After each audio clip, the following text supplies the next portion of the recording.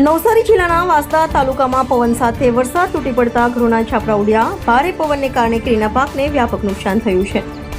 આંબાના વૃક્ષ પરથી કેરી નીચે તૂટી પડતા ખેડૂતો ચિંતાગ્રસ્ત બન્યા છે અને આર્થિક ઉપાર્જનની રાહ જોતા ખેડૂતોના માથે સંકટ આવ્યું છે.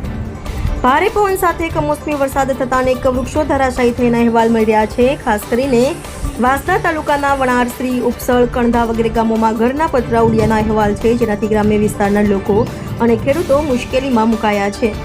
વણારશ્રી અને ઉપસળ જેવા ગામોમાં લગ્ન મંડપ તૂટવાના પણ સમાચાર આવ્યા છે. ત્યારે કમોસમી વરસાદથી વાંસદા વિસ્તારમાં વ્યાપક નુકસાન થયાનું જાણવા મળે છે. AB48 ન્યૂઝ ગુજરાત સાથે રિપોર્ટર નટુભાઈ પટેલ, વાંસદા.